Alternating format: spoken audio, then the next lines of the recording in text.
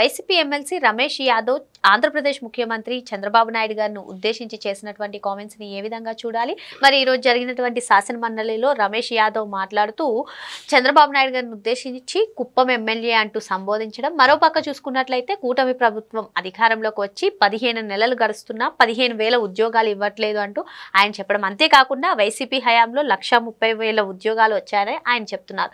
ఇందులో వాస్తవం ఎంత ఉంది? మరోపక్క చూసుకున్నట్లయితే నిన్న సీఎం చంద్రబాబు నాయుడు గారి చేతుల మీదుగా డిఎస్సి పొందిన వాళ్ళు దాదాపు 16,000 మంది కూడా నిన్న నియామక పత్రాలు ఇచ్చారు. మరి ఇక్కడే 16,000 ఉద్యోగాలు కనిపిస్తున్నాయంటూ కూడా కొందరు చెప్తున్నారు. మరి మొత్తానికి ఈ అంశాన్ని కూడా ఏ విధంగా చూడాలి? ఇదే అంశంపైన చర్చించడానికి మనతో పాటుగా ఉన్నారు senior political analyst Srinivas Jonnalagadda గారు. నమస్తే. నమస్కారం. వైసీపీ ఎమ్మెల్సీ రమేష్ యాదవ్ చంద్రబాబు నాయుడు గారిని ఉద్దేశించి కుప్పం ఎమ్మెల్యే అంటూ సంబోధించడం, మరోపక్క చూసుకున్నట్లయితే కూటమి అధికారంలోకి వచ్చిన 15 నెలల్లో 15,000 ఉద్యోగాలు కూడా రాలేదు, అదే మా హయాంలో 1,30,000 ఉద్యోగాలు వచ్చాయని ఆయన చెప్పిన దాంట్లో వాస్తవం ఎంత? మరి నిన్న చూసుకున్నట్లయితే నారా లోకేష్ గారి అధ్యక్షతన సీఎం చంద్రబాబు నాయుడు గారి చేతుల మీదుగా డిఎస్సి అభ్యర్థులందరికీ కూడా ఉత్తీర్ణత సాధించినటువంటి అభ్యర్థులందరికీ కూడా చంద్రబాబు నాయుడు గారు నిన్న నియామక అది కూడా 150 రోజుల లోపల.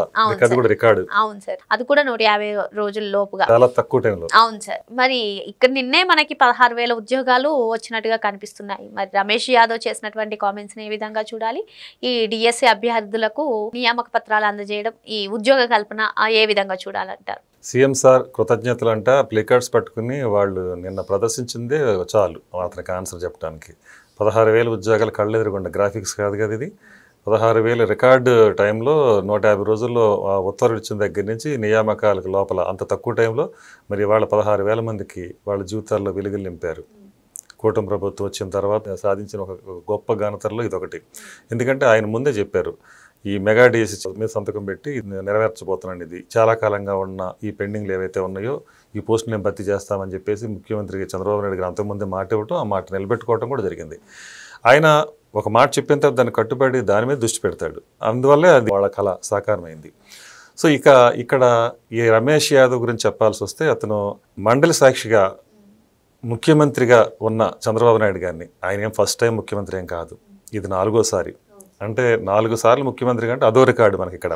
అంటే ఉమ్మడి ఆంధ్రప్రదేశ్లో కానీ ఇవాళ చూసుకుంటే మరి అన్ని సుదీర్ఘకాలం పాటు, అన్ని సంవత్సరాల పాటు ముఖ్యమంత్రిగా ఉన్న వ్యక్తిని, 40 సంవత్సరాల పాటు సుదీర్ఘ రాజకీయ అనుభవం ఉన్న వ్యక్తిని, ఇవాళ అతను అంతకుముందు ముఖ్యమంత్రిగా అతను చేసిన పనులేవింటో అని అందరికీ తెలుసు మనకి.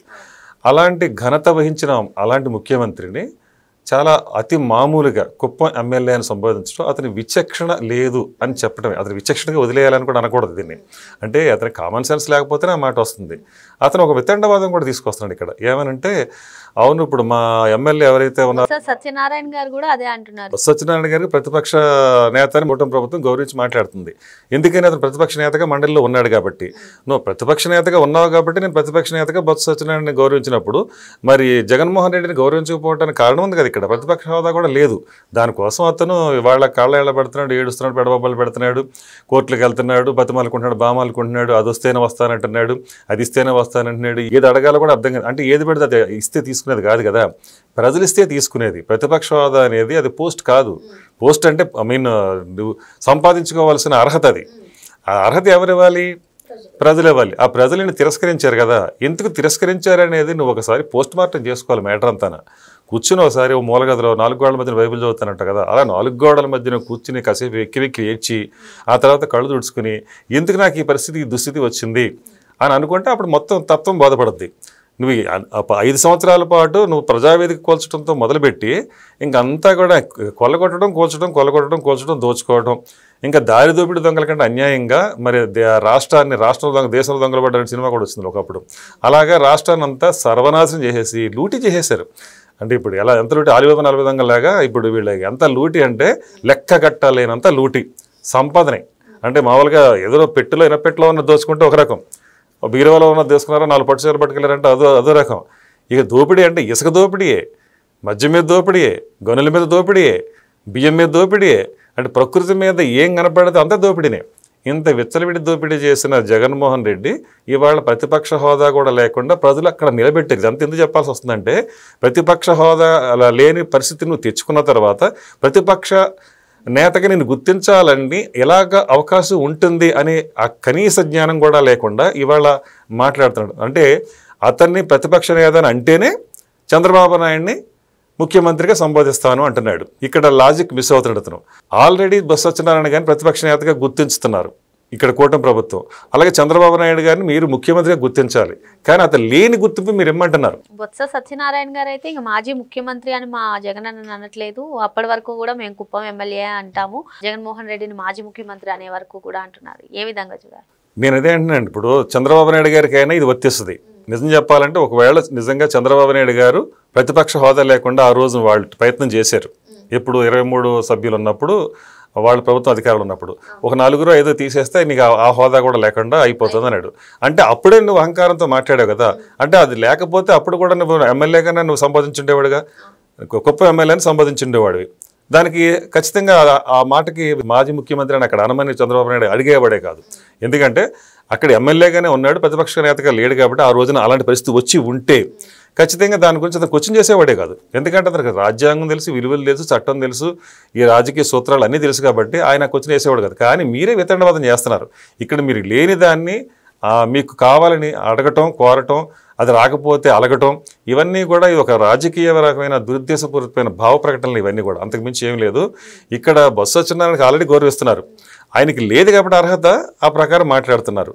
మాజీని పట్టుకొచ్చి మాజీ అనే అనవసరం, అక్కడ అవసరం లేదు. అక్కడ ఏంటంటే ఎమ్మెల్యేగానే ఉన్నాడు ఆయన. ఎవరికైనా అంతే, ఎంతటి వాళ్ళకైనా వాళ్ళ హోదాని బట్టే వాళ్ళకి అర్హత ఉంటుంది. అది మర్చిపోకుండా వీళ్ళు గుర్తుపెట్టుకోవాల్సిన అవసరం ఉంది. రమేష్ యాదవ్ గారు మేము 1,30,000 జాబ్లు ఇచ్చామంటున్నారు కదా సార్. గడిచిన 5 ఏళ్ళు కూడా ఒక్కసారి కూడా డిఎస్సి నిర్వహించలేదు. మరి గడిచిన 5 ఏళ్ళు కలిపితే కూడా 1,30,000 ఉద్యోగాలు వచ్చాయంటారా? ఏం చెప్తారు? ఎన్టీఆర్ అప్పటి నుంచి మనం చూసుకుంటారండి. ఇది డిఎస్సి ఉద్యోగాలు మొట్టమొదటి బీజం పడింది అక్కడ. తెలుగుదేశం ప్రభుత్వం స్టార్ట్ చేసింది. అలాగా అక్కడి నుంచి ఇప్పటి వరకు వీళ్ళు ఇచ్చిన ఉద్యోగాలు కనీసం 10% కూడా మిగతా వాళ్ళు ఎవరు వాళ్ళ పరిపాలనలు ఇచ్చింది లేదు. అంత రికార్డు స్థాయిలో వీళ్ళు డిఎస్సీలు ఎప్పటికప్పుడు వీళ్ళు ఇచ్చుకుంటూ వెళ్ళారు. రెండోది 15,000 ఉద్యోగాలు కూడా ఇవ్వలేదు, 15 నెలలు అంటున్నాడు కదా. కళ్ళెదురుకుండానే 16,000 ఉద్యోగాలు నిన్న హర్షధ్వానాల మధ్యన వాళ్ళు సంతోష వ్యక్తపరుస్తున్న ప్లేకార్డ్స్ మధ్యన మనం చూస్తుంది. మరి అది చూసిన తర్వాత కూడా ఇలా మాట్లాడడం. ఇంకోటి ఏంటంటే 1,30,000 విడ్డూరమైన మాట. అది ఏదంటే వాలంటీర్ల ఉద్యోగాల గురించి అతను మాట్లాడతాడేమో తెలియదు. తుమ్మితో ఊడిపోయే ముక్కలాంటి అనమాట. వీడు ఎంత అహంకారంతో ఉన్నారంటే వీళ్ళు చింత చచ్చిన పులుపు చావలేదంటారు కదా. అలాగే అధికారం కోల్పోయినా కానీ వీళ్ళ అహంకారం అయితే పోలేదు. అది మాత్రం కనిపిస్తానే ఉంది. ఇప్పటికి కూడా వాళ్ళ కళ్ళు బాగా బయలు గమ్మేసి అహంకార పొరలు విపరీతంగా కళ్ళని కప్పేస్తున్నాయి. అందుకని ఇప్పటికి కూడా వాళ్ళు ఏదో 2029లో మేమే ఉంటామని ఒక విచిత్రమైన ఊహాగానం, అంటే పగటికాళ్ళు అంటారు కదా. అంటే ఈయన కళ్ళు మూసుకుండా 3 సంవత్సరాలుగా గడిచిపోతాయని జగన్మోహన్ రెడ్డి అంటాడు. ఈ వీళ్ళు ఏమనుకుంటారంటే కింద ఈ చోట నాయకులంతా కూడా కళ్ళు మూసుకుని కళ్ళగానేస్తున్నారు. వీళ్ళు 29లో మేమే రఫా అనుకుంటా. ఎందుకు సాధ్యమవుతుంది ఇది? ఎందుకంటే ఒకలాంటి పరిపాలనని చూసేస్తుంది ఆంధ్రప్రదేశ్ ప్రజలు. ఆ సమస్తం చూసేశారు వీళ్ళు ఏంటనేది. చూసిన తర్వాత మరోసారి మరి అలాంటి అవకాశం, అంటే ఒక్క అవకాశం అనుకుని వచ్చినాడు, ఏం చేశాడో చూసిన తర్వాత మరోసారి అలాంటి అవకాశం నిజంగా ఎక్కడైనా సరే అలాంటి అవకాశమే లేదు, ఆ పరిస్థితే లేదు. అంటే మళ్ళీ రాబోయే రోజుల్లో కూడా వీళ్ళు మళ్ళీ ఆపదకుండా తెచ్చుకోవడానికి ప్రయత్నించాలి తప్పితే, మళ్ళీ ప్రతిపక్ష హోదా సంపాదించుకోవడానికి 2029లో పోరాడాలి తప్పితే అధికారం కోసం పోరాడే అవకాశం అయితే ఉండదు.